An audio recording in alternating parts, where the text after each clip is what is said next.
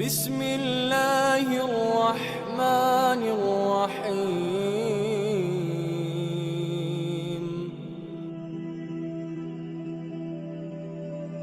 محترم سامعین، السلام علیکم ورحمۃ اللہ وبرکاتہ۔ اب ہم آتے ہیں سیدنا ابراہیم علیہ السلام کے قصے کی طرف، لیکن اس سے پہلے یہ وضاحت کر دیں کہ سیدنا ابراہیم علیہ السلام کے واقعے کے ساتھ چند دوسرے انبیاء علیہم السلام کے واقعات بھی وابستہ ہیں۔ مثلا سیدنا لوط علیہ السلام کا واقعہ، اس لیے کہ یہ سیدنا ابراہیم علیہ السلام کے بھتیجے بھی ہیں اور ان کے پیروکار بھی۔ اسی طرح آپ کے صاحبزادوں سیدنا اسماعیل اور سیدنا اسحاق علیہ السلام کے واقعات ساتھ ساتھ چلتے ہیں۔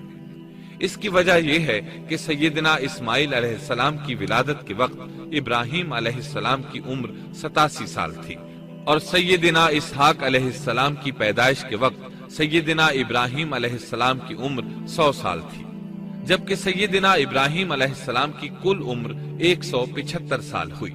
اس لیے ان کے واقعات ساتھ ساتھ چلتے ہیں۔ ابراہیم علیہ السلام کا قصہ سناتے ہوئے ان حضرات کا ذکر ساتھ ساتھ ضرور آئے گا۔ تو آئیے شروع کرتے ہیں قصہ ابراہیم علیہ السلام کا۔ صالح علیہ السلام کے بعد اللہ تعالیٰ نے سیدنا ابراہیم علیہ السلام کو مبعوث فرمایا۔ ابراہیم علیہ السلام جد الانبیاء ہیں، عظیم المرتبت اور اولو العزم پیغمبر ہیں۔ آپ کے والد کا نام طارق تھا، جبکہ اس کا لقب آزر تھا۔ آزر مدد کرنے والے کو کہتے ہیں۔ یہ شخص اپنے قبیلے کے افراد کی مدد کیا کرتا تھا، غمخواری کرتا تھا، اس لیے اس کا لقب آزر مشہور ہو گیا تھا۔ قرآن مجید میں ابراہیم علیہ السلام کا قصہ 73 مقامات پر ذکر ہوا ہے۔ یہ 73 مقامات 25 سورتوں میں ہیں، اور یہ بات ابراہیم علیہ السلام کے بلند مرتبت ہونے پر دلالت کرتی ہے۔ ابراہیم علیہ السلام بھی سام بن نوح علیہ السلام کی نسل سے ہیں۔ آپ کی پیدائش عراق کے مشہور شہر بابل میں ہوئی۔ یہ عراق کے شمال میں واقع تھا اور آج بھی موجود ہے۔ بہت بڑا شہر ہے، اس وقت بھی بڑی آبادی پر مشتمل تھا۔ یہاں بت پرستی عام ہو چکی تھی۔ اللہ تعالی سورۃ العنکبوت آیت 25 میں ابراہیم نے کہا کہ تم نے جن بتوں کی پرستش اللہ کے سوا کی ہے، انہیں تم نے اپنی آپس کی دنیاوی دوستی کے بنا پر معبود ٹھہرا لیا ہے۔ مطلب یہ کہ وہ لوگ اللہ کی عبادت بتوں کو اللہ کا شریک ٹھہرا کر کرتے تھے۔ ابراہیم علیہ السلام نے اپنے باپ سے اور اپنی قوم سے کہا کہ یہ مورتیاں جن کے تم مجاور بنے بیٹھے ہو کیا ہیں؟ انہوں نے جواب دیا، ہم نے اپنے باپ دادوں کو انہی کی عبادت کرتے پایا ہے۔ اللہ تعالیٰ ان کے بارے میں فرماتے ہیں، اے نبی، انہیں ابراہیم علیہ السلام کا قصہ سنا دو، جبکہ انہوں نے اپنے باپ اور اپنی قوم سے فرمایا، تم کس کی عبادت کرتے ہو؟ کہنے لگے، بتوں کی، ہم تو برابر ان کے مجاور بنے بیٹھے ہیں۔ ابراہیم علیہ السلام نے فرمایا، جب تم انہیں پکارتے ہو تو کیا وہ سنتے بھی ہیں یا تمہیں نفع اور نقصان پہنچا سکتے ہیں؟ انہوں نے کہا، یہ ہم کچھ نہیں جانتے، ہم نے تو اپنے باپ دادوں کو اسی طرح کرتے پایا ہے۔ مطلب یہ کہ یہ بت پرستی انہیں ورثے میں ملی تھی۔ وہ جن معبودوں کی عبادت کرتے تھے، نہ وہ ان کی پکار کو سنتے تھے، نہ ہی ان کے نفع و نقصان پر قادر تھے۔ اسی لیے ابراہیم علیہ السلام انہیں جھنجھوڑ رہے تھے، لیکن اندھی تقلید اور بشری عقل کے بیکار ہو جانے نے انہیں یہ سب سوچنے سے عاری کر دیا تھا۔ اللہ تعالیٰ نے ابراہیم علیہ السلام اور ہم نے ابراہیم کو پہلے سے ہدایت عطا فرما دی تھی اور ہم اسے جانتے تھے۔ ابراہیم علیہ السلام نے کبھی ایک لمحے کے لیے بھی بتوں کی پوجا نہیں کی تھی۔ آپ نے اپنی قوم کو بتوں کی پوجا کرتے دیکھا تو انہیں ملامت کی، ایک اللہ کی طرف دعوت دی، اور اس دعوت کی ابتدا انہوں نے اپنے باپ سے کی۔ اللہ تعالی سورہ مریم میں فرماتے ہیں، اے نبی، کتاب میں ابراہیم کا ذکر کر، بے شک وہ سچا نبی تھا۔ جب اس نے اپنے باپ سے کہا، اے میرے باپ، بے شک مجھے وہ علم عطا ہوا ہے جو تمہیں حاصل نہیں، اس لیے میری اطاعت کریں، میں آپ کو سیدھا راستہ دکھاؤں گا۔ اے میرے باپ، شیطان کی عبادت نہ کریں، بے شک شیطان اللہ کا نافرمان ہے۔ ان بتوں کی عبادت گویا شیطان کی عبادت ہے۔ اس لیے آپ نے ان معبودوں کو شیطان سے تعبیر کیا، فرمایا اے میرے باپ، بے شک مجھے خوف ہے کہ تم پر اللہ کا عذاب آئے، پھر تم شیطان کے ساتھی ہو جاؤ۔ باپ نے ان کی بات سن کر کہا اے ابراہیم، کیا تو میرے معبودوں سے پھرا ہوا ہے؟ البتہ اگر تو باز نہ آیا تو میں تجھے سنسار کر دوں گا، اور تو مجھ سے ایک مدت تک دور ہو جا، یعنی مجھ سے اتنا دور ہو جا کہ کبھی مجھے نظر نہ آئے۔ ابراہیم علیہ السلام نے اپنے باپ پر نرمی اور مہربانی کرتے ہوئے ان سے کہا آپ پر سلامتی ہو، میں اپنے رب سے آپ کے لیے بخشش طلب کرتا رہوں گا۔ لیکن جب بعد میں ان پر واضح ہو گیا کہ وہ تو اللہ کا دشمن ہے تو ابراہیم علیہ السلام اس سے بے تعلق ہو گئے۔ سورہ توبہ آیت 114 میں اللہ فرماتے ہیں اور ابراہیم کا اپنے والد کے لیے بخشش طلب کرنا ایک وعدے کی وجہ سے تھا جو وہ اس سے کر چکے تھے، لیکن جب انہیں معلوم ہو گیا کہ وہ اللہ کا دشمن ہے تو اس سے بیزار ہو گئے۔ بے شک ابراہیم بڑے نرم اور تحمل والے تھے۔ کسی ایماندار کے لیے جائز نہیں کہ وہ کسی کافر کے لیے دعائے مغفرت کرے، بلکہ مومن پر حرام ہے کہ وہ کسی کافر یا عیسائی وغیرہ کے لیے مغفرت طلب کرے یا اس سے یہ کہے کہ اللہ تجھ پر رحم کرے۔ ابراہیم علیہ السلام کے والد نے انہیں دھمکی دی تھی کہ اگر تم اس دعوت سے باز نہ آئے تو میں تمہیں سنسار کر دوں گا۔ اس کے جواب میں ابراہیم علیہ السلام اپنے والد کے ساتھ انتہائی شفقت سے پیش آئے اور اس سے کہنے لگے میں آپ کے لیے اپنے رب سے استغفار کرتا رہوں گا، اس لیے کہ آپ اپنے والد پر بے حد مہربان تھے۔ اسی لیے اللہ تعالیٰ بھی ابراہیم علیہ السلام پر بے حد مہربان تھے اور آپ کا لقب خلیل الرحمن رکھ دیا گیا۔ خلت محبت کا وہ انتہائی درجہ ہے جس کے ساتھ دل محبت سے بھر جاتا ہے، یعنی وہ بہت سے لوگوں سے بڑھ کر اللہ تعالیٰ کو محبوب تھے۔ والد کے سخت جواب کے بعد ابراہیم علیہ السلام نے ان سے علیحدگی اختیار کر لی اور انہیں مخاطب کر کے فرمایا میں تمہیں چھوڑتا ہوں اور جنہیں تم اللہ کے سوا پکارتے ہو ان کو بھی چھوڑتا ہوں، میں اپنے رب کو پکاروں گا، مجھے امید ہے میں اپنے رب کو پکار کر محروم نہیں رہوں گا۔ آپ اللہ کے پیارے اور پسندیدہ نبی تھے۔ جب آپ نے اپنی قوم کو توحید کی دعوت دی اس وقت آپ نوجوان تھے، آپ کی عمر 16 سال تھی۔ ساتھ میں آپ اس بات پر غور و فکر بھی کرتے کہ آخر یہ لوگ بتوں کی پوجا کیوں کرتے ہیں۔ آپ کا دل ان کے شرک پر بہت کوڑتا۔ آخر آپ نے مصمم ارادہ کر لیا کہ اس شر اور اللہ کی قسم میں تمہارے بتوں کا علاج کروں گا جب تم پیٹھ پھیر کر جا چکے ہوگے۔ یہ بات ابراہیم علیہ السلام نے پوشیدہ نہیں اعلانیہ کہی تھی۔ آخر انتظار کا وقت ختم ہوا، عید کا دن آ پہنچا۔ عید کے دن وہ لوگ صبح سویرے گھر سے نکلنے سے پہلے کھانا پکا کر اپنے معبودوں کے سامنے رکھتے تھے، پھر شہر سے باہر ایک میدان میں جمع ہوتے، وہاں کھیلتے کودتے خوشیاں مناتے، ناز سے چلتے پھرتے اور کھانا کھاتے۔ شام کو گھروں کی طرف آتے، صبح بتوں کے پاس جو کھانا رکھ گئے تھے اس کو اٹھاتے اور تبرک سمجھ کر کھا جاتے۔ اپنے معمول کے مطابق انہوں نے عید کی تیاری کر لی، لیکن ابراہیم علیہ السلام تیار نہ ہوئے، اس لیے کہ وہ تو ان کے ساتھ جانے کا ارادہ ہی نہیں رکھتے تھے۔ وہ لوگ جانے سے پہلے ابراہیم علیہ السلام کے پاس آئے اور کہنے لگے کیا آپ ہمارے ساتھ نہیں جائیں گے؟ سیدنا ابراہیم علیہ السلام نے آسمان کی طرف نگاہ کی اور فرمایا میں بیمار ہوں۔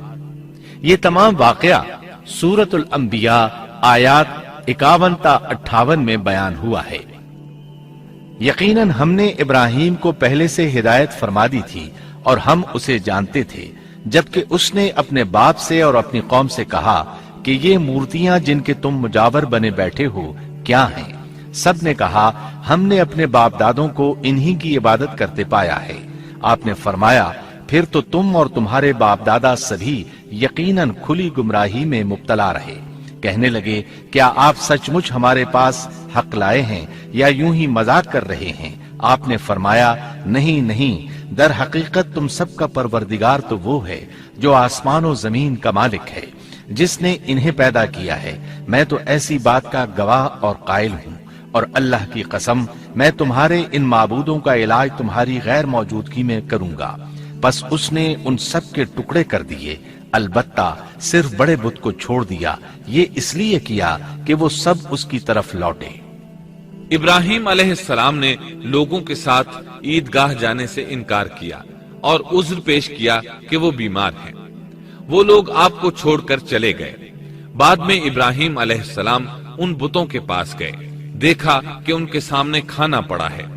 چونکہ سب لوگ کھانا لائے تھے اس لیے یہ کھانا بہت زیادہ تھا، لیکن ان جھوٹے معبودوں نے اسے کھانا تو درکنار اس کو چھوا تک نہ تھا۔ ابراہیم علیہ السلام نے انہیں مخاطب کر کے کہا، یہ اتنا کھانا تمہارے سامنے پڑا ہے، تم اس کو کھاتے کیوں نہیں؟ تمہیں کیا ہو گیا کہ بات تک نہیں کرتے؟ پھر پوری قوت سے دائیں ہاتھ سے کلہاڑا مار کر ان کے ٹکڑے ٹکڑے کر دیے، لیکن بڑے بت کو چھوڑ دیا تاکہ سب اسی کی طرف رجوع کریں۔ تمام چھوٹے بتوں کو توڑ کر کلہاڑا اس بڑے بت کے کندھے پر رکھ دیا۔ مشرکین میلے سے لوٹے تو دیکھا ان کے سارے معبود اوندھے منہ ٹوٹے پھوٹے پڑے ہیں، ان کے تمام معبودوں کو توڑ دیا گیا تھا۔ وہ حیران رہ گئے کہ یہ کیسے ہو گیا، کس نے کیا؟ کہنے لگے، یہ کام کس ظالم کا ہے؟ اس نے ہمارے معبودوں کی توہین کی ہے۔ اس وقت جن لوگوں نے ابراہیم علیہ السلام کا وہ کلام سنا تھا انہیں ان کا خیال آ گیا، کہنے لگے، وہ نوجوان جس کا نام ابراہیم ہے اسے ہم نے اپنے بتوں کی مذمت کرتے سنا ہے۔ اللہ کی قدرت کہ ابراہیم علیہ السلام کا جو مقصد تھا وہ خود بخود پورا ہو رہا تھا۔ قوم کے لوگ مشورہ کر رہے تھے کہ سب کو جمع کرو اور اسے بلاؤ، پھر اسے سزا دو۔ چنانچہ تمام اہل باطل چھوٹے بڑے جمع ہو گئے، کارروائی شروع ہو گئی۔ کہنے لگے، اے ابراہیم، ہمارے معبودوں کے ساتھ یہ لغو حرکت تو نے کی ہے۔ ابراہیم علیہ السلام نے جواب دیا، یہ کام تو اس بڑے بت کا ہے، مجھ سے کیوں پوچھتے ہو؟ تم اپنے معبودوں سے کیوں نہیں پوچھ لیتے کہ ان کے ٹکڑے کس نے اڑائے ہیں؟ ابراہیم علیہ السلام کا جواب سن کر وہ سب سوچ میں پڑ گئے، پھر کہنے لگے، ہم نے بڑی غلطی کی، اپنے معبودوں کے پاس کسی کو حفاظت کے لیے نہیں چھوڑا۔ اس قدر واضح بات محسوس کر کے بھی وہ ظالم ایمان نہ لائے، بلکہ شیطان نے ان کے دلوں میں وسوسہ ڈالا اور انہوں نے غور و فکر کر کے کہا، اے ابراہیم، کیا تمہیں علم نہیں، یہ تو بے زبان ہیں، یہ بول نہیں سکتے۔ اب ابراہیم علیہ السلام نے فرمایا، تب پھر تم اللہ کے سوا اس چیز کی عبادت کرتے ہو جو تمہیں کچھ بھی نفع نہ دے سکے اور نہ نقصان پہنچا سکے۔ تعجب ہے تم پر اور ان پر بھی جنہیں تم اللہ کے سوا پکارتے ہو، کیا تم میں بالکل عقل نہیں؟ اس طرح ابراہیم علیہ السلام نے ان پر حقیقت خوب اچھی طرح واضح کر دی۔ ان سے فرمایا، تم ان کی پوجا کرتے ہو جن کو تم خود تراشتے ہو، یعنی ان کا حال تو یہ ہے کہ تم نے ان کو خود اپنے ہاتھوں سے تراشا اور ان کی عبادت کرنے لگے، جبکہ تمہیں اور تمہاری بنائی ہوئی چیزوں کو اللہ ہی نے پیدا کیا ہے۔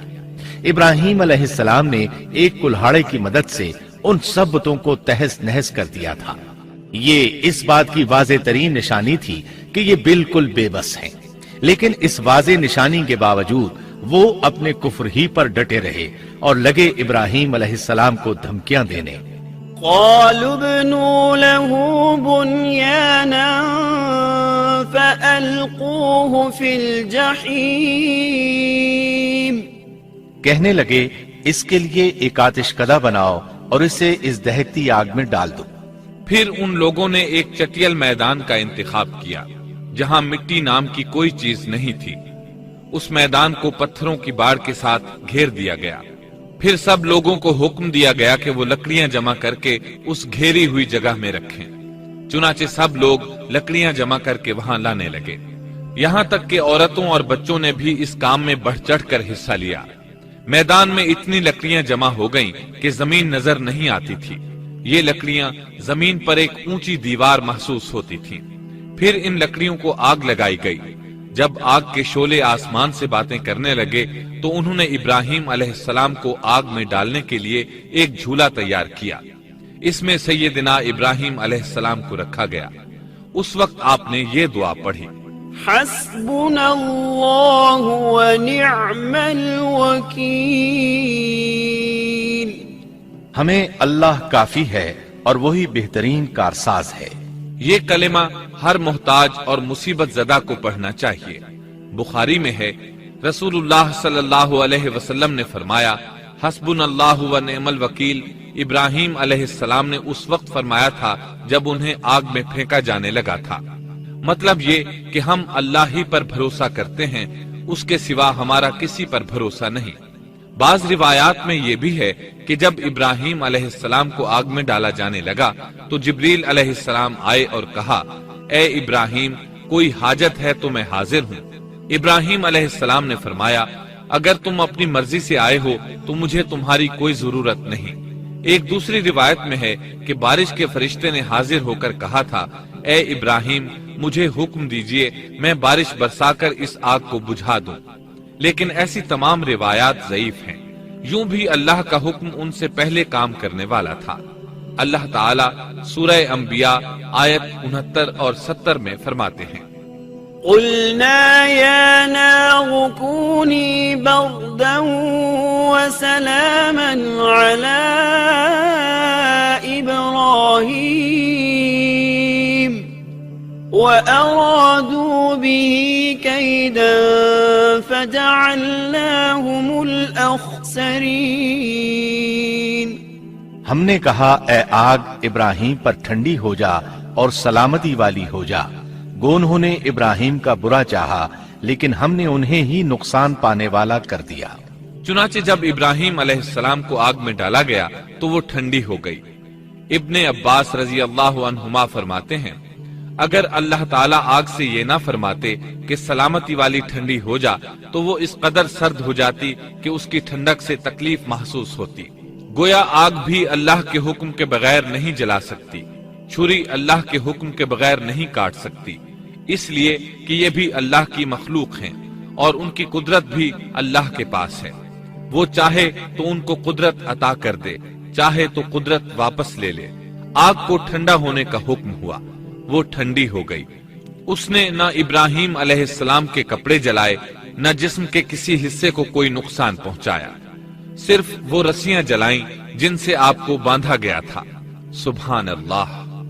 لوگ آگ کے گرد اس انتظار میں کھڑے تھے کہ جو ہی انہیں آگ میں پھینکا جائے گا وہ جل کر راکھ ہو جائیں گے، لیکن وہ یہ دیکھ کر حیران رہ گئے کہ ابراہیم علیہ السلام بڑے ناز سے آگ کے درمیان بیٹھے ہیں۔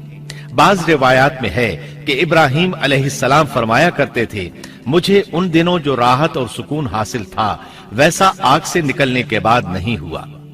لوگ اس معجزے کو دیکھ کر حیرت زدہ تھے۔ پھر ابراہیم علیہ السلام آگ سے نکلے۔ اتنا بڑا معجزہ دیکھنے کے باوجود لوط علیہ السلام کے سوا کوئی شخص پورے بابل شہر سے ان پر ایمان نہ لایا۔ اللہ تعالیٰ فرماتے ہیں، فآمن له لوط، پس ابراہیم پر لوط ایمان لائے۔ مطلب یہ کہ پوری بستی سے لوط علیہ السلام تھے جو آپ پر ایمان لائے تھے، باقی تمام لوگ کفر ہی پر ڈٹے رہے۔ ابراہیم علیہ السلام ان کا رویہ دیکھ کر نا امید ہو گئے کہ اس سے بڑھ کر یہ کون سا معجزہ دیکھنا چاہتے ہیں۔ ان کے بتوں کو توڑ دیا گیا، اپنی آنکھوں سے اللہ کی نشانی ان لوگوں نے دیکھی، پھر بھی یہ ایمان نہیں لائے، چنانچہ آپ نے وہاں سے ہجرت کا ارادہ فرما لیا۔ اس وقت بابل پر نمرود نامی بادشاہ کی حکومت تھی۔ کہا جاتا ہے کہ زمین کے بیشتر حصے پر اسی کی حکمرانی تھی۔ جب اس کے پاس یہ خبریں پہنچیں کہ ابراہیم علیہ السلام کو آگ میں ڈالا گیا لیکن آگ نے انہیں نہیں جلایا، تو اس نے ابراہیم علیہ السلام کو اپنے دربار میں پیش کرنے کا حکم دیا۔ ابراہیم علیہ السلام کو وہاں لایا گیا۔ نمرود نے ان سے ان کے رب کے بارے میں سوال کیا۔ اللہ تعالیٰ سورۃ البقرہ آیت 258 میں فرماتے ہیں، أَلَمْ تَرَ إِلَى الَّذِي حَاجَّ إِبْرَاهِيمَ فِي رَبِّهِ أَنْ آتَاهُ اللَّهُ الْمُلْكَ، کیا تو نے اس شخص کو نہیں دیکھا جس نے ابراہیم سے اس کے رب کے متعلق جھگڑا کیا اس لیے کہ اللہ نے اسے سلطنت دی تھی۔ ایک روایت میں ہے کہ 4 بادشاہوں نے زمین کے بیشتر حصے پر حکمرانی کی ہے، ان میں سے ایک نمرود ہے۔ نمرود اپنے وقت کا حاکم و بادشاہ تھا۔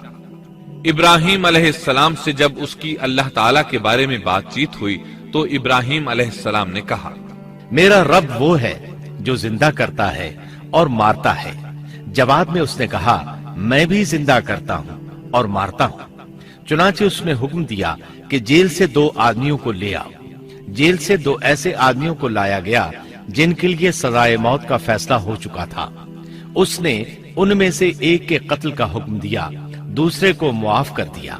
اس سے اس نے یہ ثابت کرنا چاہا کہ وہ بھی زندہ کر سکتا ہے اور موت دے سکتا ہے، اور کہنے لگا دیکھ لو میرے حکم سے لوگ مرتے ہیں اور میرے حکم سے انہیں زندگی ملتی ہے۔ اس کی بات سن کر ابراہیم علیہ السلام نے غور کیا کہ اگر وہ اس سے موت و حیات کے باریک فلسفے پر بحث کریں گے تو نمرود کا مقصد پورا ہو جائے گا اور میرا مقصد پورا نہیں ہو پائے گا۔ اس لیے بحث و مباحثے کی بجائے کوئی مضبوط دلیل پیش کر دی جائے تاکہ حق و باطل کے درمیان فرق واضح ہو جائے۔ چنانچہ آپ نے فرمایا بے شک اللہ سورج کو مشرق سے لاتا ہے، تو اس کو مغرب سے لے آ۔ کافر بادشاہ یہ سن کر مبہوت رہ گیا، اس کا سر جھک گیا۔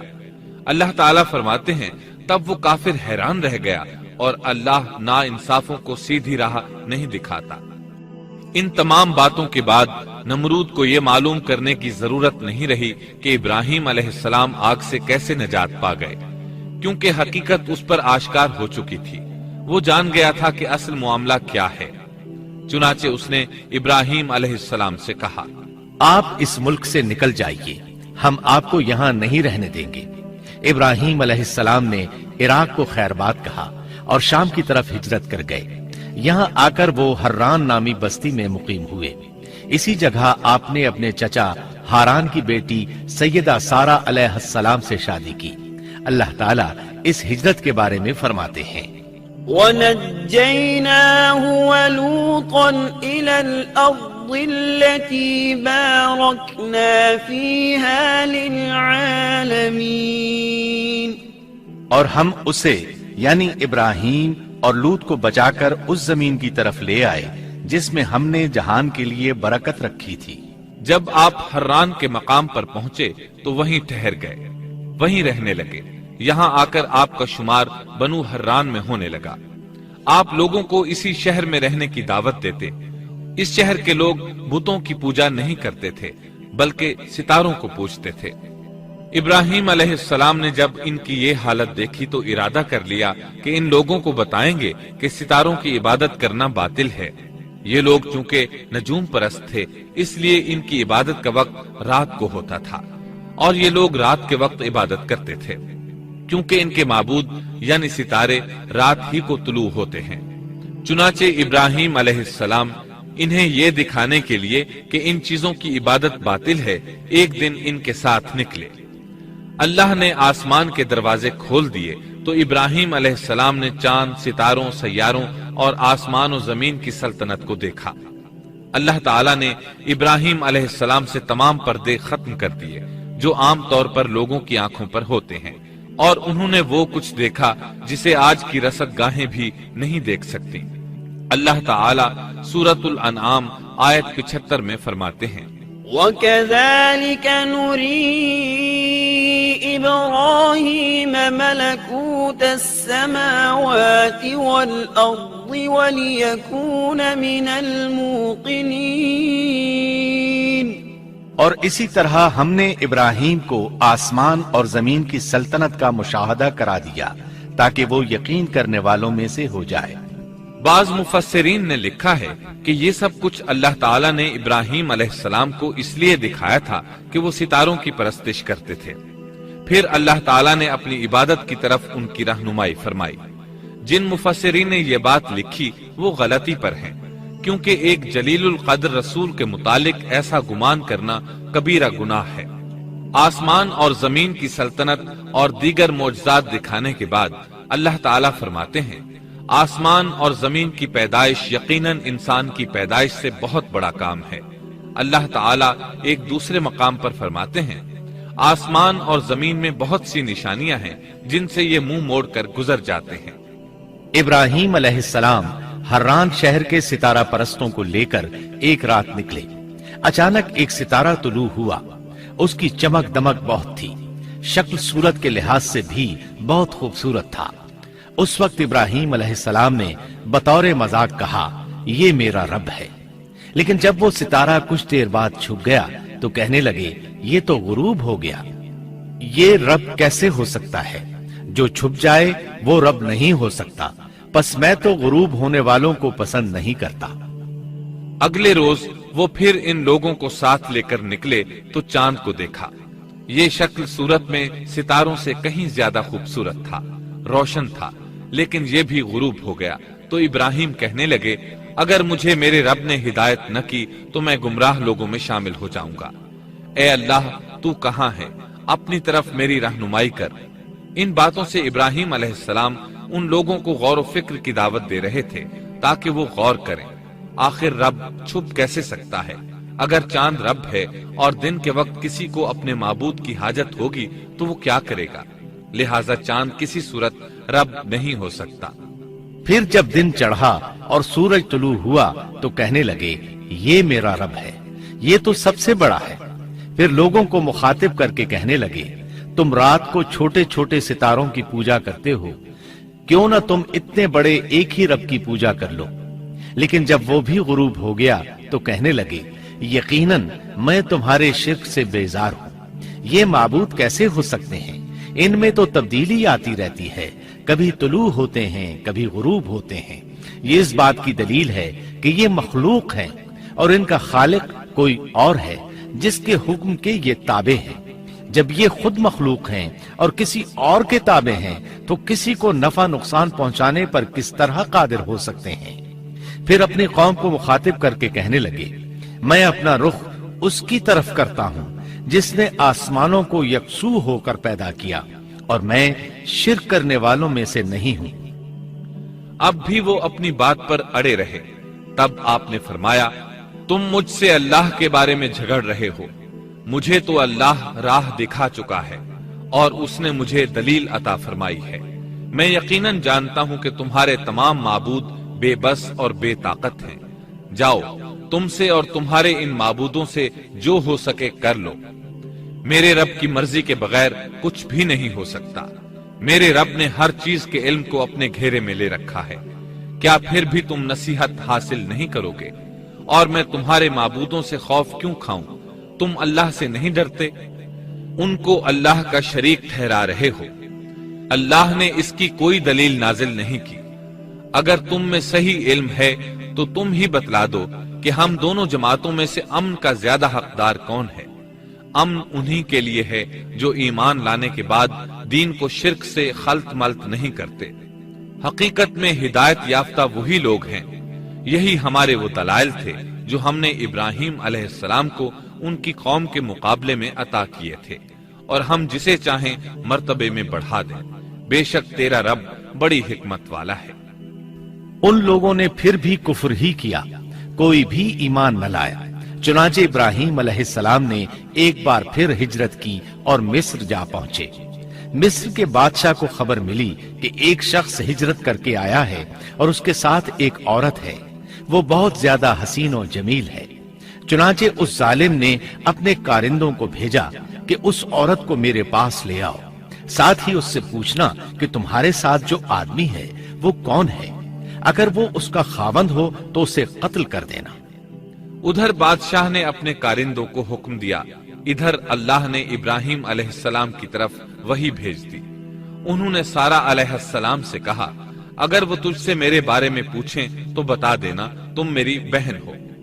پھر سارہ سے بولے اے سارہ، روئے زمین پر میرے اور تیرے سوا کوئی مومن نہیں، یعنی یہ کافروں کی سرزمین ہے، یہاں کوئی مومن نہیں، اس لحاظ سے تم میری دینی بہن ہو۔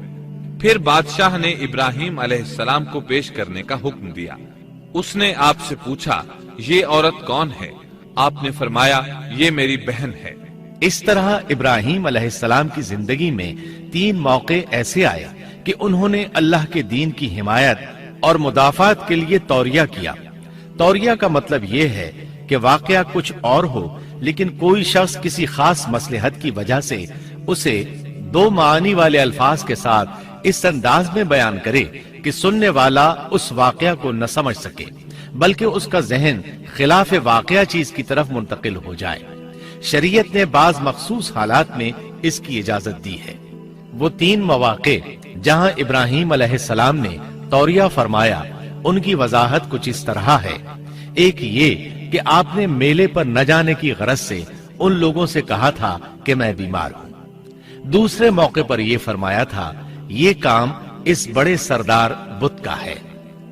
तीसरे, सारा अलैहिस्सलाम को दीनी बहन करार दिया। उस जालिम बादशाह ने सारा अलैहिस्सलाम को अपनी तहवील में ले लिया। जब सारा अलैहिस्सलाम को मालूम हुआ कि वो एक बदकार शख्स है, तो उन्होंने अल्लाह ताला से दुआ की, ए अल्लाह, तुझे मालूम है मैं तुझ पर और तेरे नबी पर ईमान लाई हूँ और अपने जिस्म को अपने खावंद के सिवा हर एक से महफूज रखा है, लिहाजा आप इस काफिर को मुझ पर मुसल्लत न कीजिएगा। चुनाचे उस काफिर बादशाह ने जब सैयदा सारा को पकड़ने के लिए अपना हाथ बढ़ाया तो उसका हाथ शल हो गया और अपनी जगह पर जम गया। वो लगा चीख पुकार करने। उसमें इतनी ताकत न रही कि अपने हाथ को हरकत दे सके। उसकी आवाज सुनकर उसके मुहाफिज भागे हुए आए। उन्होंने उसके हाथ को छुड़ाना चाहा, लेकिन छुड़ा न सके।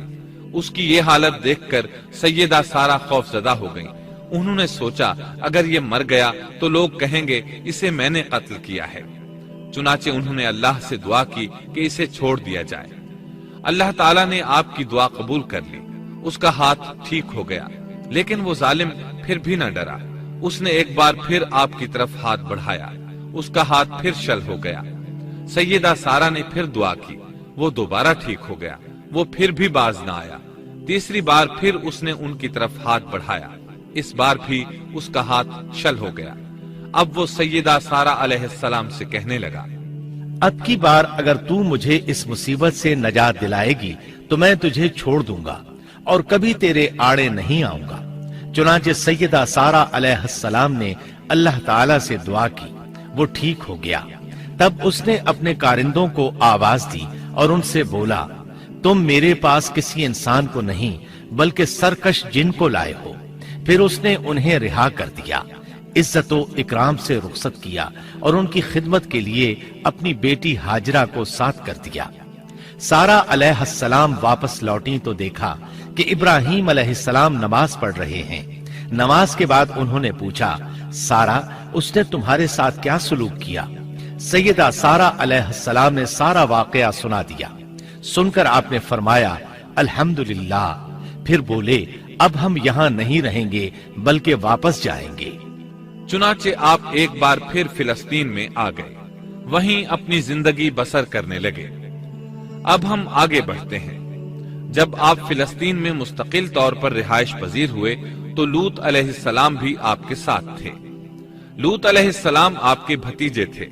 उनके वालिद का नाम हारान था। ये बचपन ही से सैयदना इब्राहीम अलैहिस्सलाम के जेरे साया रहे।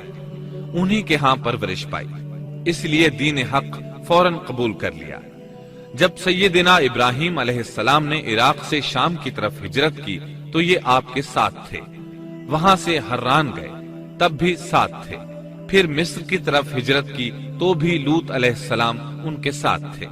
आखिरकार जब आपने मिस्र को भी खैरबाद कहा और फिलिस्तीन आ गए, तब भी ये साथ थे।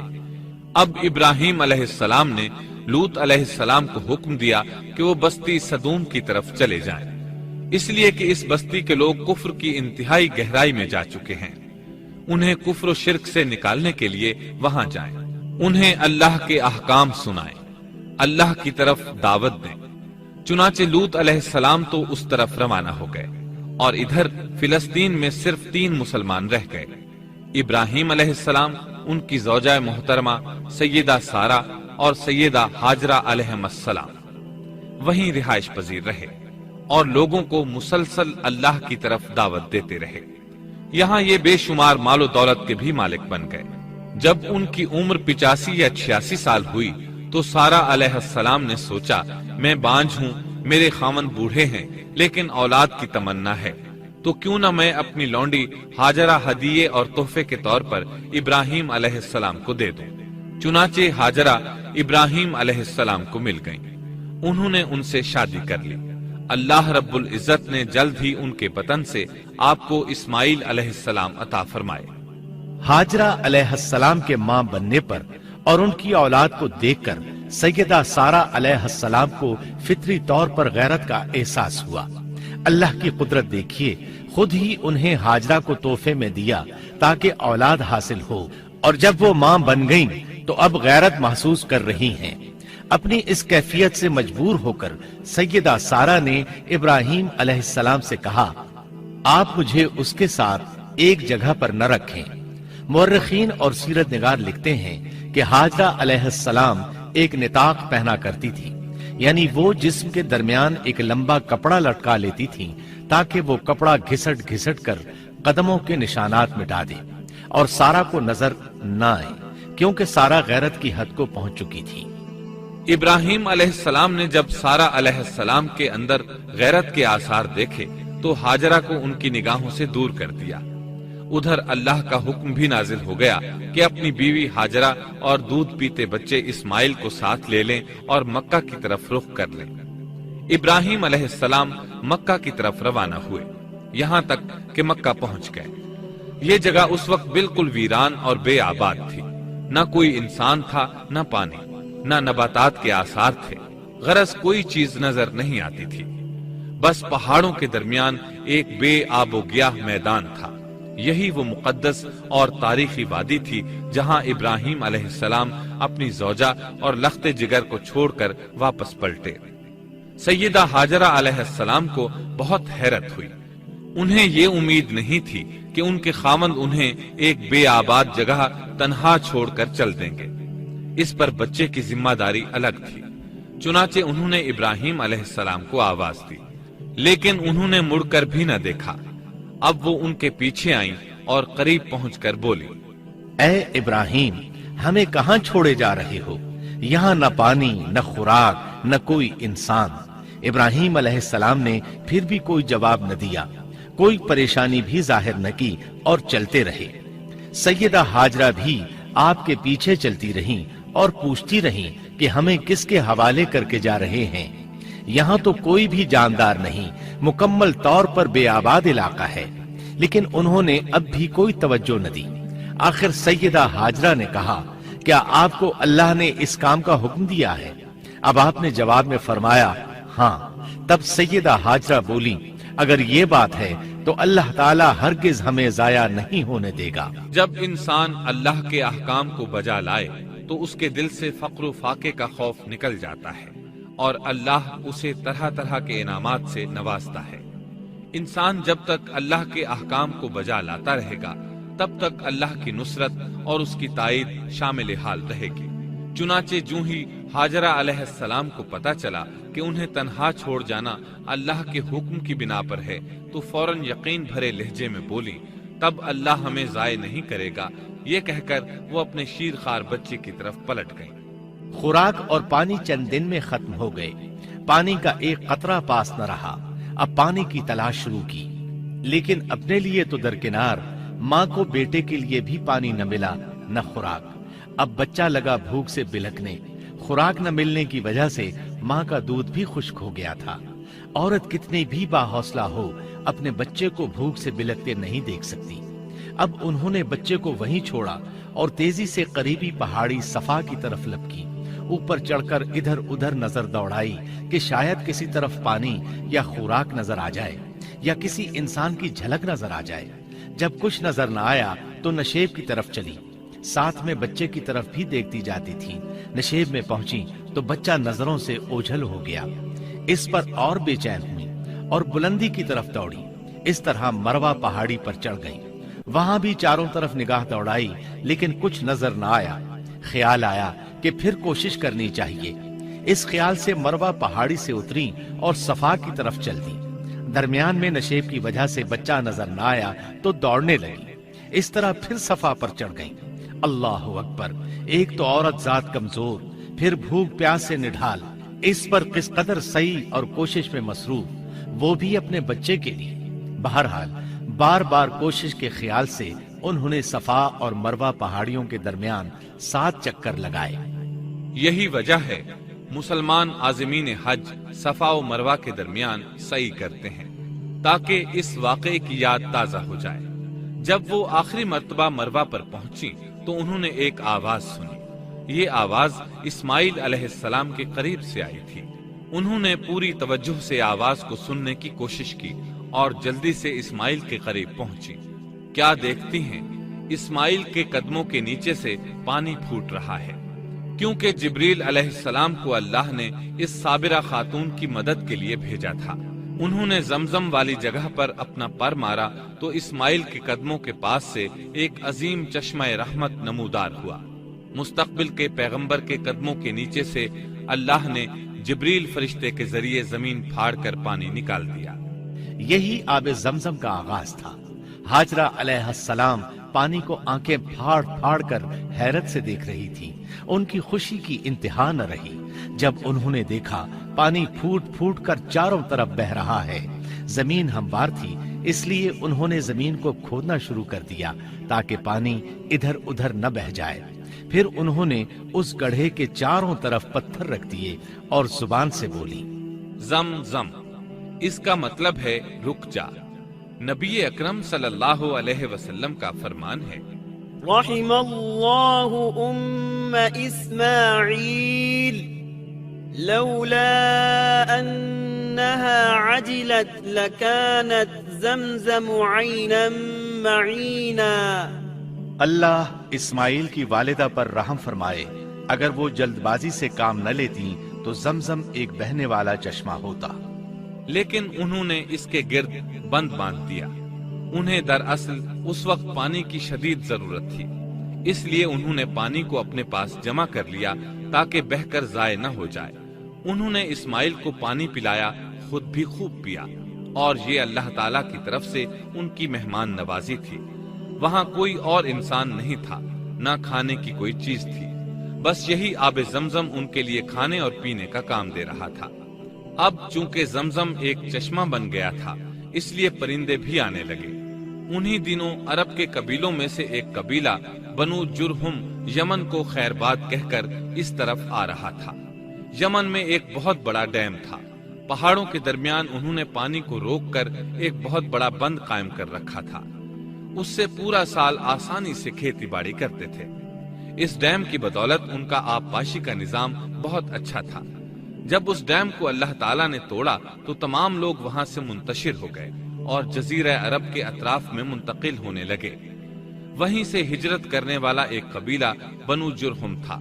یہ لوگ بنیادی طور پر عرب تھے۔ یہ قبیلہ سفر میں رہتا، جہاں کہیں پانی اور چراگاہ نظر آتے وہیں پڑاؤ ڈال دیتے۔ جب وہاں خوراک ختم ہو جاتی تو آگے سفر شروع کر دیتے۔ چونکہ وہ بہت بڑے تاجر تھے، اس بنا پر ان راستوں سے خوب واقف تھے۔ انہیں چشموں کا خوب علم تھا۔ ملک شام کی طرف بھی ان کی آمد و رفت تھی۔ یہ قبیلہ بنو جرہم مکہ کے قریب پہنچا تو فضا میں پرندوں کو منڈلاتے پایا۔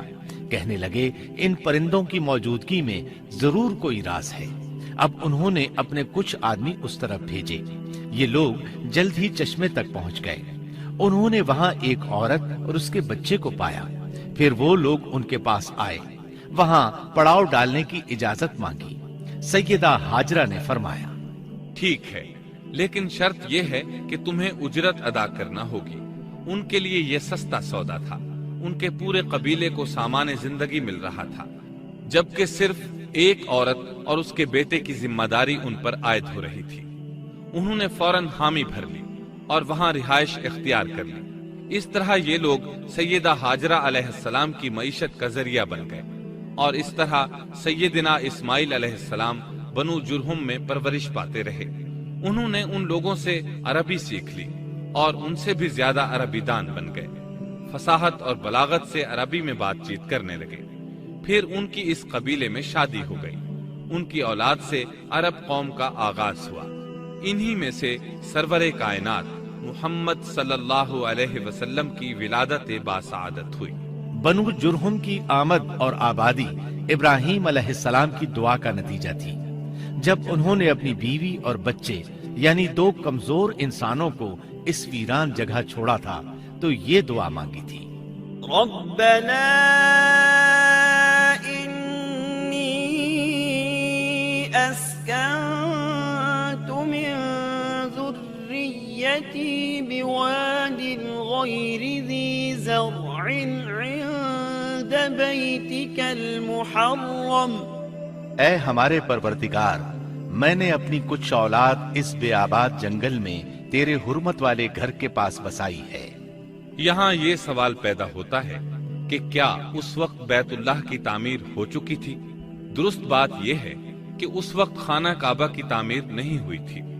پھر سوال پیدا ہوتا ہے کہ کیا ابراہیم علیہ السلام کے زمانے سے پہلے اس کی تعمیر ہو چکی تھی یا صرف جگہ ہی معروف تھی؟ اس بارے میں دو طرح کی روایات ہیں۔ بعض میں آتا ہے کہ صرف اس کی جگہ معروف تھی، اور بعض میں ہے کہ ابراہیم علیہ السلام سے پہلے شیس علیہ السلام نے اس کو تعمیر کیا تھا اور وہ گردش ایام کے ساتھ ساتھ منہدم ہو کر ختم ہو گیا۔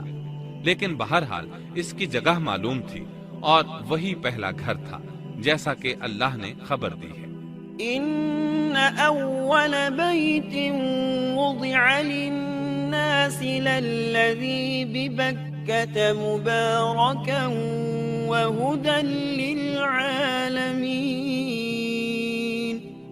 اللہ تعالیٰ نے پہلا گھر جو لوگوں کے لیے مقرر کیا تھا وہی ہے جو مکہ میں ہے، اور وہ پوری دنیا کے لیے برکت اور ہدایت والا ہے۔ ابراہیم علیہ السلام نے اللہ تعالیٰ سے یہ دعا مانگی تھی، ربنا إني أسكنت من ذريتي بواد غير ذي زرع عند بيتك المحرم ربنا ليقيموا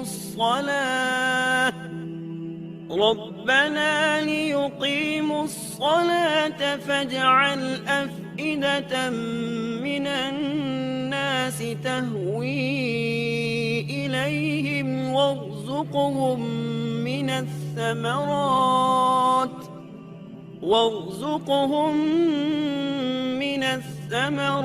لعلهم يشكرون۔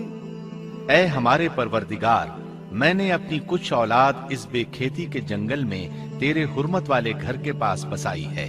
اے ہمارے پروردگار، یہ اس لیے کہ وہ نماز قائم کریں، پس تو کچھ لوگوں کے دلوں کو ان کی طرف مائل کر دے اور انہیں پھلوں کی روزیاں عطا فرما تاکہ یہ شکر گزاری کریں۔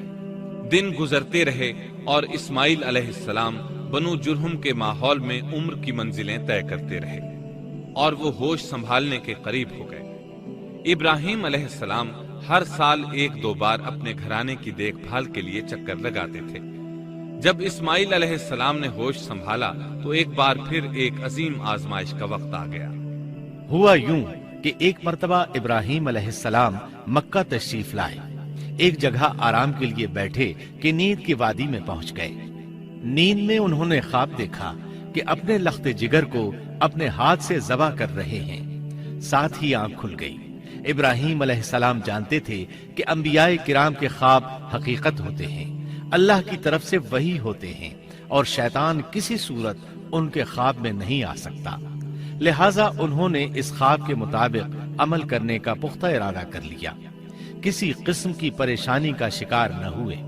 اللہ رب العزت نے اس عظیم اور تعجب خیز واقعے کا قرآن مجید میں ذکر کرتے ہوئے فرمایا، وقال إني ذاهب إلى ربي سيهدين رب هب لي من الصالحين فبشرناه بغلام حليم فلما بلغ معه السعي قال يا بني إني أرى في المنام أني أذبحك فانظر ماذا ترى۔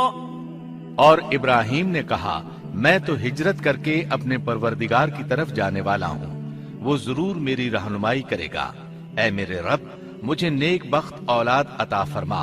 تو ہم نے ایک بردبار بچے کی بشارت دی۔ پھر جب بچہ اتنی عمر کو پہنچا کہ اس کے ساتھ چلنے پھرنے لگا تو ابراہیم نے کہا، میرے پیارے بیٹے، میں نے خواب دیکھا ہے کہ میں تجھے ذبح کر رہا ہوں، اب تو بتا تیری کیا رائے ہے؟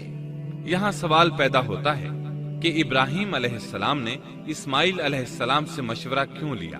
وہ چاہتے تو اسماعیل کو سوتے میں ذبح کر دیتے، اس طرح اللہ کا حکم بجا لاتے۔ وہ بیٹے کے پاس کیوں گئے اور ان سے مشورہ کیوں لیا؟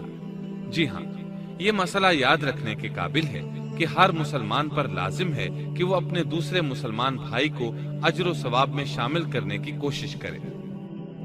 ابراہیم علیہ السلام نے بیٹے کو ثواب میں شامل کرنے کے لیے انہیں اللہ کے حکم سے آگاہ کیا۔ یہ نہ چاہا کہ میں اکیلا ہی اجر لیتا رہوں، بلکہ دوسرے کی خیر خواہی کو پیش نظر رکھا۔ والدین کے لیے آپ کے اس انداز میں نصیحت موجود ہے، یہ کہ اولاد کو ثواب کے مواقع فراہم کریں، ان کی صحیح تربیت کریں۔ اگر صدقہ کرنے کا موقع ملے تو بچوں کے ذریعے صدقہ کرائیں، تاکہ انہیں بھی اللہ کے راستے میں خرچ کرنے کی عادت پڑے۔ جب کسی دینی مجلس میں بیٹھنے کا موقع ملے تو اپنی اولاد کو بھی ساتھ لے کر جائیں۔ بے شمار لوگ خود تو جاتے ہیں، اولاد کو جانے کے لیے کہتے بھی نہیں۔ خود دین سیکھتے ہیں، اولاد کو دین نہیں سکھاتے۔ ابراہیم علیہ السلام نے اسماعیل علیہ السلام سے رائے لی۔ سبحان اللہ، انہوں نے جواب میں فرمایا، يا أبت افعل ما تؤمر۔ اے ابا جان، آپ کو جو حکم ملا ہے کر گزریے۔ یہ نہیں کہا کہ مجھے تو حکم نہیں ہوا، بلکہ فوراً سر تسلیم خم کر دیا، اس لیے کہ وہ جانتے تھے انبیاء کا خواب حقیقت پر مبنی ہوتا ہے، اللہ کی وحی ہوتا ہے، اس لیے بالکل پریشانی ظاہر نہ کی۔ یہ تک نہ پوچھا مجھے کیوں ذبح کر رہے ہیں، یا میرا کیا جرم ہے، یا آپ کے پاس کون سا صریح حکم آیا ہے۔ انہوں نے ایسی کوئی بات نہ کہی۔ اللہ کی فرما برداری اسی کو کہتے ہیں۔ چنانچہ اپنے باپ سے کہا، يا أبت افعل ما تؤمر ستجدني إن شاء الله من الصابرين۔ اے ابا جان، آپ کو جو حکم ہوا ہے اس کو کر گزریے، انشاءاللہ آپ مجھے صبر کرنے والوں میں پائیں گے۔ علماء کرام فرماتے ہیں اس جملے سے ان کا انتہائی ادب اور احترام شامل ہے، اور اس میں زبردست توکل موجود ہے۔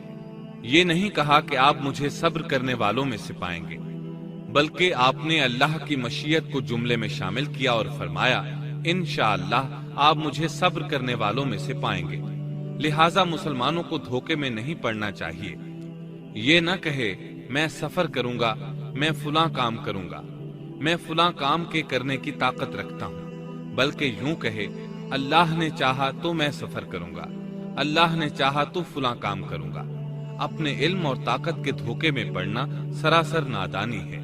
ہر چیز کا تعلق اللہ سے قائم کرے، جیسا کہ اللہ تعالیٰ فرماتے ہیں، ولا تقولن لشيء إني فاعل ذلك غدا إلا أن يشاء الله۔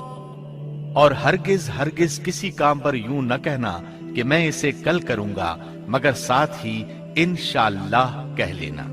اپنی زبان کو اللہ کے ذکر سے سجا کر رکھو اور ہمیشہ اپنے معاملات کو اللہ کی طرف لوٹاؤ۔ بہرحال باپ بیٹا دونوں ہی مصمم ارادے کے ساتھ اللہ کا حکم پورا کرنے کے لیے پیش ہو گئے۔ اسماعیل علیہ السلام نے اپنے والد محترم سیدنا ابراہیم علیہ السلام سے کہا، جب آپ مجھے ذبح کرنے لگیں تو میری پیشانی کو زمین پر رکھ دیجیے گا، تاکہ آپ کو میرا چہرہ نظر نہ آئے اور کہیں آپ کے ہاتھ رک نہ جائیں، چہرہ دیکھ کر آپ پر شفقت پدری غالب نہ آ جائے۔ اب ابراہیم علیہ السلام نے بیٹے کی پیشانی پکڑ کر زمین پر لٹا دیا، جیسا کہ اللہ تعالیٰ نے فرمایا، فلما أسلما وتله للجبين۔ جب دونوں مطیع ہو گئے اور ابراہیم نے اسے پیشانی کے بل لٹا دیا۔ اب انہوں نے چھری پکڑی اور گردن پر چلا دی، لیکن چھری نے گردن نہ کاٹی، بالکل اسی طرح جیسے آگ نے ابراہیم کو نہیں جلایا تھا، اس لیے کہ چھری میں کاٹنے کی طاقت اور آگ میں جلانے کی صلاحیت اللہ کے حکم کے بغیر نہیں آ سکتی۔ اللہ نے دونوں سے یہ طاقتیں سلب کر لی۔ اب ابراہیم زور لگا رہے ہیں۔ ادھر اسماعیل علیہ السلام کہہ رہے ہیں ابا جان جلدی کیجئے، چھری چلائیے۔ اللہ تعالیٰ نے اس واقعے کا ذکر یوں فرمایا ہے، فلما أسلما وتله للجبين، جب وہ دونوں مطیع ہو گئے اور ابراہیم نے اسے پیشانی کے بل لٹا دیا۔ اس مطیع ہونے سے مراد اللہ کے حکم کو نافذ کرنا ہے۔ اب ظاہر ہے مطیع تو وہ پہلے بھی تھے، لیکن یہاں اسلما یعنی مطیع ہونے سے مراد کامل اسلام ہے۔ نہایت واضح اور حقیقی اسلام مراد ہے، اس لیے کہ کامل اسلام وہی ہوتا ہے جس میں بغیر کسی تردد اور توقف کے اللہ کے امر اور نہی کی تصدیق کی جائے۔ یہ تھا حقیقی اسلام۔ ہاں تو چھری چلتی رہی، گلا نہ کٹا، اس لیے کہ امتحان اور آزمائش کی تکمیل ہو چکی تھی۔ یہ بات ثابت ہو چکی تھی کہ اللہ کا حکم نافذ کرنے میں دونوں پوری طرح کوشاں ہیں۔ اللہ تعالیٰ بھی فرما برداری ہی کا صلہ عطا فرماتے ہیں۔ چنانچہ آواز آئی، قد صدقت الرؤيا إنا كذلك نجزي المحسنين إن هذا لهو البلاء المبين۔ ہم نے اسے پکارا، اے ابراہیم تو نے خواب کو سچ کر دکھایا، یقیناً ہم اسی طرح نیکوکاروں کو جزا دیا کرتے ہیں۔ یقیناً یہ ایک کھلی آزمائش تھی۔ تاریخ کا ایک عظیم ترین امتحان اور کڑی آزمائش دنیا کو آج بھی حیرت میں ڈال دیتی ہے۔ کون ہے جو بیٹے کو ذبح کرنے پر تیار ہو جائے، خاص طور پر اس صورت میں جب اولاد بھی اکلوتی ہو، جس کی وجہ سے 86 سال کے بعد آنگن میں بہار آئی ہو۔ پھر اس کی قربانی کا بھی واضح حکم نہیں دیا گیا تھا، اشارتاً خواب میں رہنمائی کی گئی تھی۔ آپ کہہ سکتے تھے یہ قتل اور سنگین جرم ہے، کہہ سکتے تھے اپنے بیٹے کو کس جرم میں قتل کروں، لیکن آپ نے بغیر کسی تعامل کے سر تسلیم خم کر دیا اور اس عظیم امتحان میں کامیاب ہوئے۔ اللہ فرماتے ہیں، وَإِبْرَاهِيمَ الَّذِي وَفَّى، اور ابراہیم وہ ہیں جنہوں نے وفاداری کی۔ اس آیت میں یہ نہیں بتایا گیا کہ کس چیز میں وفاداری کی، اس لیے کہ وہ تو ہر معاملے میں مکمل طور پر وفاداری کا مظاہرہ کر چکے تھے۔ آگ میں ڈالے جانے والا معاملہ، بیوی اور بچے کو لق و دق میدان میں چھوڑ آنے کا معاملہ، پھر ذبح کا امتحان، تعمیر بیت اللہ کی مشقت، غرض ہر معاملے میں وفادار تھے، حتیٰ کہ اپنا مال اللہ کے راستے میں خرچ کرنے میں اس قدر وفادار کہ ابو زیفان کے لقب سے مشہور ہو گئے۔ اس کا معنی ہے مہمان نواز۔ کسی مہمان کو دسترخوان پر اپنے ساتھ بٹھائے بغیر ایک لقمہ نہیں کھاتے تھے، باہر نکلتے مہمان تلاش کرتے، پھر اس کے ساتھ مل کر کھانا کھاتے، مہمان نہ ملتا تو سخت غمگین ہو جاتے۔ اس طرح انہوں نے اللہ کے ہر حکم کی پاسداری کی۔ ذبح والے اس امتحان کا اللہ نے انہیں کیا صلہ دیا؟ اللہ فرماتے ہیں، وَفَدَيْنَاهُ بِذِبْحٍ عَظِيمٍ، ہم نے اسے عظیم ذبیحے کا بدلہ عطا کیا۔ ہاں تو ہم بتا رہے تھے چھری نے گلا نہ کاٹا۔ ایسے میں ابراہیم علیہ السلام نے ایک آواز سنی۔ آواز پیچھے سے آئی تھی۔ انہوں نے مڑ کر دیکھا، جبریل علیہ السلام نظر آئے۔ وہ آسمان سے ایک مینڈھا لے کر آئے تھے، دنیا کے مینڈھوں میں سے نہیں بلکہ جنت کا مینڈھا لائے تھے۔ سیدنا عبداللہ بن عباس رضی اللہ عنہما سے روایت ہے کہ وہ مینڈھا جنت میں 40 سال تک چرتا رہا۔ سفید رنگ، کشادہ آنکھوں، خوبصورت سینگوں والا حسین و جمیل مینڈھا تھا۔ بہرحال یہ ابراہیم علیہ السلام کی وفاداری کا بدلہ تھا جو اسماعیل علیہ السلام کے فدیے میں دیا گیا، اور پوری امت مسلمہ کے لیے حکم ہو گیا کہ اللہ کی رضا کے لیے قربانی اور ہدی پیش کرتے رہیں۔ کعبے کے پاس حرم الہی میں ہر سال یہ سنت ادا کی جاتی ہے، اور ان کے ساتھ ساتھ پوری زمین کے تمام خطوں پر بسنے والے مسلمان بھی اس عظیم فرمانبرداری کی علامت کے طور پر قربانیاں پیش کرتے ہیں۔ مینڈھے کے ذکر کا مطلب یہ ہے کہ ہم سنت ابراہیمی پر گامزن ہو جائیں۔ یہ مینڈھا ہمیں اللہ کے لیے قربانی کا سبق دیتا ہے۔ ہمیں چاہیے سنت ابراہیمی کی اقتدا کرتے ہوئے ہم اپنی جانوں، اپنی اولاد اور اپنے مالوں کو اللہ کی راہ میں قربان کرنے کے لیے تیار ہو جائیں۔ اللہ تعالیٰ فرماتے ہیں وَفَدَيْنَاهُ بِذِبْحٍ عَظِيمٍ وَتَرَكْنَا عَلَيْهِ فِي الْآخِرِينَ سَلَامٌ عَلَى إِبْرَاهِيمَ كَذَلِكَ نَجْزِي الْمُحْسِنِينَ إِنَّهُ مِنْ عِبَادِنَا الْمُؤْمِنِينَ۔ اور ہم نے اسے عظیم ذبیحہ عطا کیا اور ہم نے اس کا پچھلوں میں ذکر خیر چھوڑا۔ سلامتی ہو ابراہیم پر، اسی طرح ہی ہم نیکوکاروں کو جزا دیتے ہیں، یقیناً وہ ہمارے مخلص بندوں میں سے تھا۔ اور اسی طرح اللہ فرماتے ہیں وَبَشَّرْنَاهُ بِإِسْحَاقَ نَبِيًّا مِّنَ الصَّالِحِينَ۔ اور ہم نے اسے نیکوکار نبی اسحاق کی ولادت کی خوشخبری سنائی۔ یہ خوشخبری فلسطین کی طرف واپس لوٹنے کے بعد سنائی گئی۔ ایک اکلوتے بیٹے کی قربانی کے لیے تیار ہو جانے کے صلے میں اور سارہ علیہ السلام کی عظمت اور تکریم کے مد نظر اللہ تعالی نے اسحاق کی خوشخبری سنا دی۔ یہ آیت ذبح کے واقعے کے بعد اللہ تعالی نے ذکر فرمائی ہے، اس لیے معلوم ہوا پچھلی آیات میں اسحاق کے علاوہ کسی اور بیٹے کا ذکر ہوا ہے اور وہ اسماعیل علیہ السلام ہی تھے، جبکہ یہودی روایات میں اسحاق علیہ السلام کو ذبیح قرار دیا جاتا ہے۔ یہ بالکل غلط ہے۔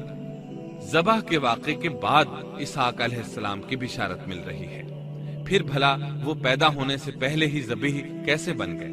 اس لیے یہ قطعی بات ہے کہ اسماعیل علیہ السلام ہی ذبیح ہیں۔ اس کے کئی اور بھی دلائل ہیں جن کے ذکر کرنے کا یہاں موقع نہیں۔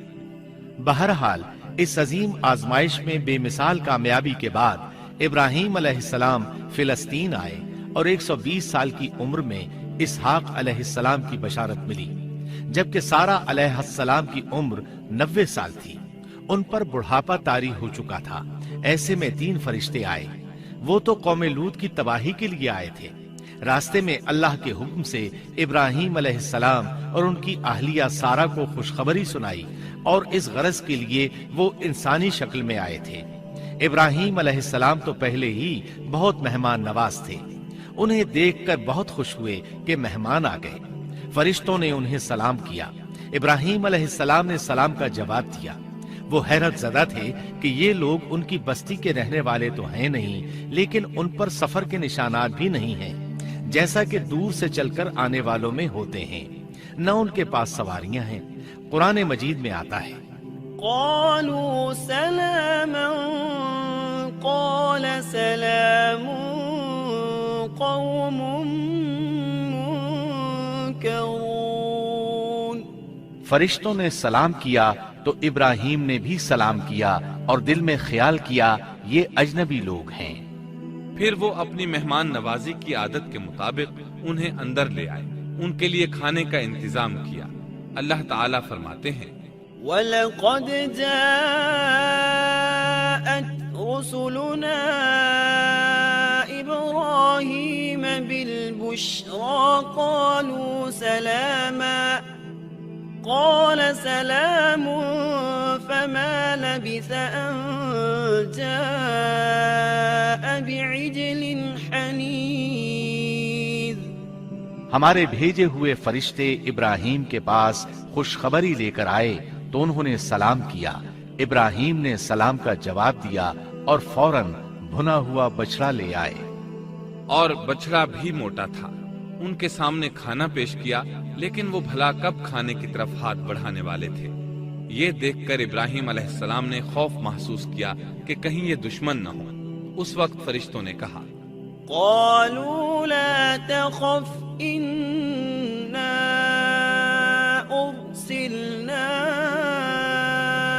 إلى قوم ابراہیم نہ ڈر، ہم تو قوم لوط کی طرف بھیجے گئے ہیں۔ جب انہوں نے یہ باتیں کی تو سارہ علیہ السلام پاس کھڑی تھی، وہ ہنسنے لگی۔ وہ خوشخبری سے پہلے کیوں ہنس پڑی؟ علماء اس بارے میں کہتے ہیں کہ جب انہوں نے سنا یہ فرشتے لوط علیہ السلام کی بستی کو تباہ کرنے جا رہے ہیں تو ان کے خاتمے کی خبر سن کر وہ ہنس دی۔ اس کے بعد فرشتوں نے یہ خوشخبری سنائی۔ فبشرناها بإسحاق ومن وراء إسحاق يعقوب، ہم نے اسے اسحاق کی پیدائش کی خوشخبری دی اور اسحاق کے بعد یعقوب پوتے کی بھی خوشخبری دی۔ بہت جلد ہی ہم اسحاق سے تیری ویران گود کو آباد کریں گے اور تو اپنی زندگی میں اس کے بیٹے یعقوب کو بھی دیکھ لے گی۔ اب 3 بشارتیں جمع ہو گئیں۔ بیٹا پیدا ہوگا، لمبی عمر ملے گی یعنی بیٹا جوان ہوگا، اور پھر وہ اپنے پوتے کو بھی دیکھے گی۔ اس سے بڑھ کر کیا عزت اور تکریم ہو سکتی ہے؟ اس لیے جب نبی کریم صلی اللہ علیہ وسلم سے پوچھا گیا کریم یعنی عزت والا کون ہے تو آپ نے فرمایا کریم بن کریم بن کریم بن کریم، یعنی یوسف بن یعقوب بن اسحاق بن ابراہیم علیہ السلام۔ مطلب یہ کہ نبی بن نبی بن نبی بن نبی۔ یہ یوسف علیہ السلام کی شان ہے کہ خود بھی کریم، باپ بھی کریم، دادا بھی کریم اور پردادا بھی کریم۔ اس سے بڑھ کر عزت افزائی کیا ہو سکتی ہے؟ بہرحال فرشتوں نے انہیں خوشخبری دی۔ وبشروه بغلام علیم، پھر انہوں نے ابراہیم کو ایک صاحب علم لڑکے کی بشارت دی۔ خوشخبری سن کر سیدہ سارہ حیران ہوئی، مارے حیرت کے منہ سے ہلکی سی چیخ نکل گئی۔ انہوں نے اپنے رخسار پر ہاتھ مارا جیسا کہ عورتوں کی عادت ہوتی ہے۔ کہنے لگی ہائے افسوس، کیا میں بچہ جنوں گی حالانکہ میں بانجھ ہوں اور میرے خامند بوڑھے ہیں؟ یہ تو حیرت کی بات ہے۔ ایک دوسری جگہ اللہ تعالیٰ نے یہ الفاظ فرمائے، کہنے لگی میں بوڑھی اور بانجھ ہوں، بھلا میں بچے کو کیسے جنم دوں گی؟ اس پر فرشتوں نے کہا تو اللہ کے حکم پر تعجب کرتی ہے، اے اہل بیت، یہ تو اللہ کی تم پر رحمت اور برکت ہے، وہ بہت بزرگ اور قابل تعریف ہے۔ دوسری آیت میں ہے انہوں نے کہا اسی طرح تیرے رب نے فیصلہ کیا ہے اور ہمیں کہا ہے، یقیناً وہ بہت حکمت والا ہے اور علم رکھنے والا ہے۔ یہ تھی اسحاق علیہ السلام کی ولادت کی خوشخبری۔ ابراہیم علیہ السلام مکے میں سیدنا اسماعیل علیہ السلام سے ملنے کے لیے آتے رہتے تھے۔ ایک روز آئے تو ان سے کہا اے میرے بیٹے، اللہ تعالیٰ نے مجھے حکم دیا ہے کہ اس مقام پر اللہ کا گھر تعمیر کرنا۔ اسماعیل علیہ السلام نے فوراً کہا میں حاضر ہوں۔ اس طرح انہوں نے کھدائی شروع کی۔ ایسے میں انہیں شیش علیہ السلام کی تعمیر کے آثار نظر آئے۔ انہوں نے اس پر تعمیر شروع کر دی۔ ایک روایت میں یہ بھی ہے کہ انہوں نے فرشتوں والی بنیادوں کے آثار بھی دیکھے۔ نبی کریم صلی اللہ علیہ وسلم کی جوانی کے دنوں میں جب مکے کے قریش نے کعبے کی تعمیر نئے سرے سے کی تو انہوں نے اس کی بنیادوں کو گہرا کرنا چاہا۔ وہ کھدائی کرتے ان سبز پتھروں تک پہنچ گئے جو پہاڑوں کی چوٹیوں کی طرح نظر آ رہے تھے۔ انہوں نے ان پتھروں کو نکالنا چاہا۔ ایک شخص نے کدال کے ذریعے ایک پتھر کو باہر نکالا تو اس کے نیچے سے اتنا نور نکلنے لگا کہ قریب تھا وہ شخص اندھا ہو جاتا۔ پھر پتھر خود بخود نیچے جا گرا اور اپنی جگہ پر جم گیا۔ اس کے بعد لوگوں نے ان پتھروں کو ہاتھ نہ لگایا اور تعمیر شروع کر دی۔ قرآن مجید میں تعمیر کعبہ اور بیت اللہ کا تذکرہ اس طرح آیا ہے، وَإِذْ بَوَّأْنَا لِإِبْرَاهِيمَ مَكَانَ الْبَيْتِ أَلَّا تُشْرِكْ بِي شَيْئًا وَطَهِّرْ بَيْتِيَ لِلطَّائِفِينَ وَالْقَائِمِينَ وَالرُّكَّعِ السُّجُودِ۔ اور جب ہم نے بیت اللہ کے مکان میں ابراہیم کو جگہ دی اور فرمایا کہ میرے ساتھ شرک نہ کرنا اور میرے گھر کو طواف، قیام اور رکوع و سجود کرنے والوں کے لیے پاک رکھنا، اور فرمایا إن أول بيت وضع للناس للذي ببكة مباركا وهدى للعالمين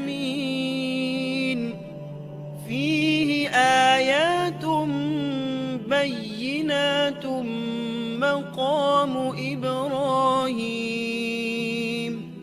ومن دخله كان آمنا بے شک لوگوں کے لیے جو پہلا گھر تعمیر کیا گیا ہے وہ مکہ میں ہے، وہ جہان والوں کے لیے برکت اور ہدایت کا ذریعہ ہے، اس میں واضح نشانیاں ہیں، مثلا مقام ابراہیم، تو جو کوئی حرم میں داخل ہوگا وہ امن میں آ جائے گا۔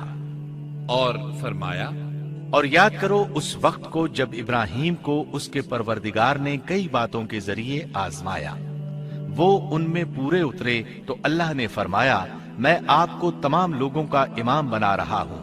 ابراہیم نے کہا اے میرے رب میری اولاد میں سے بھی امام بنائیے، جواب میں اللہ نے فرمایا میرا امامت کا وعدہ ظالم لوگوں کے لیے نہیں ہے۔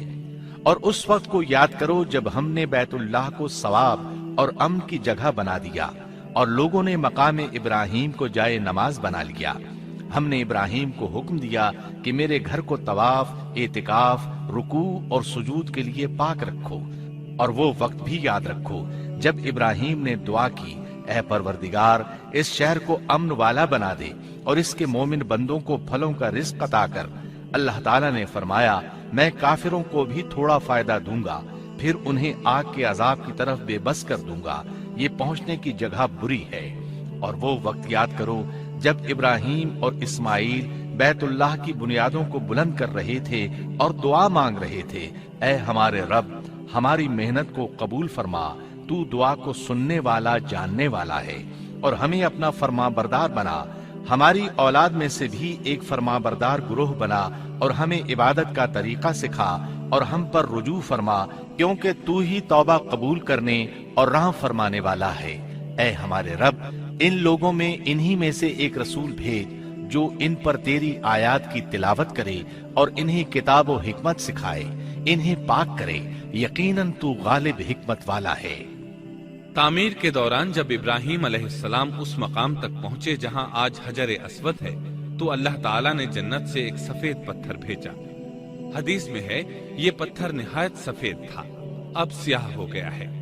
انسانوں کی غلطیاں اس کے سیاہ ہونے کا سبب بنی۔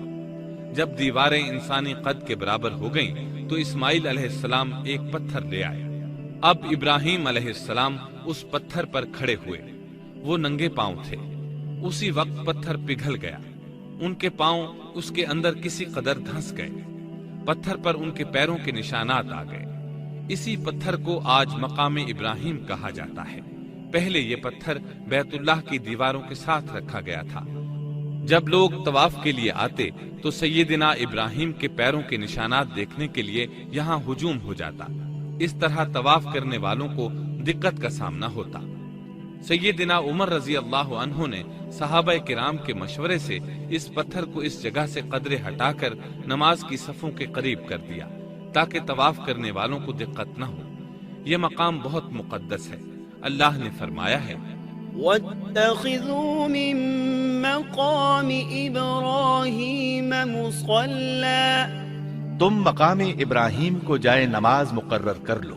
مقام ابراہیم کے قریب اس کے پیچھے ہو کر نماز پڑھنے کا موقع مل جائے تو لازماً وہاں 2 رکعت ادا کیا کرو۔ موقع نہ ملے تو پھر پوری مسجد حرام میں طواف سے فراغت والی 2 رکعت پڑھ لیا کرو۔ اس طرح کعبہ تعمیر ہوا، تب نیا حکم آیا وَلِلَّهِ عَلَى النَّاسِ حِجُّ الْبَيْتِ مَنِ اسْتَطَاعَ إِلَيْهِ سَبِيلًا وَمَن كَفَرَ فَإِنَّ اللَّهَ غَنِيٌّ عَنِ الْعَالَمِينَ۔ لوگوں میں جو استطاعت رکھے اس پر اللہ کے لیے حج بیت اللہ فرض ہے، اور جو شخص جان بوجھ کر اعراض کرے تو اللہ جہانوں سے بے نیاز ہے اور اسے اس کی کوئی پرواہ نہیں۔ ادھر ابراہیم علیہ السلام کو اللہ تعالی کی طرف سے اشارہ ہوا، وَأَذِّن فِي النَّاسِ بِالْحَجِّ، لوگوں میں حج کا اعلان کر دیں۔ ابراہیم علیہ السلام کہنے لگے، اللہ میری آواز بھلا کس کس تک پہنچے گی؟ جواب آیا، آپ کے ذمے آواز لگانا ہے، پہنچانا ہمارا کام ہے۔ چنانچہ آپ عرفات کے ایک پہاڑ پر چڑھے اور آواز لگائی، لوگو بیت الحرام کا حج کرو۔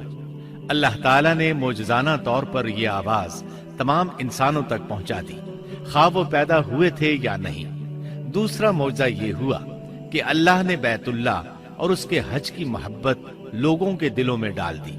اللہ نے فرمایا، وَأَذِّن فِي النَّاسِ بِالْحَجِّ يَأْتُوكَ رِجَالًا وَعَلَى كُلِّ ضَامِرٍ يَأْتِينَ مِن كُلِّ فَجٍّ عَمِيقٍ، اور آپ لوگوں میں حج کا اعلان کر دیں، وہ آپ کی طرف پیدل بھی آئیں گے اور دبلے پتلے اونٹوں پر بھی دور دور سے آئیں گے۔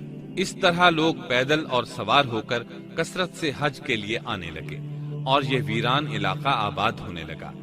یہ تھے حالات اور واقعات ابراہیم علیہ السلام کے۔ آپ نے 175 سال کی عمر میں وفات پائی۔ آپ سے پہلے سیدہ ہاجرہ علیہ السلام نے وفات پائی اور ان کی وفات سے کچھ ہی عرصہ بعد سیدہ سارہ علیہ السلام 127 سال کی عمر میں فوت ہو گئیں۔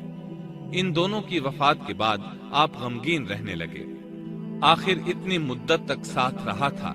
آپ خلیل الرحمن تھے، آپ پر صحیفے بھی نازل ہوئے، آپ اللہ کے بے حد شکر گزار تھے۔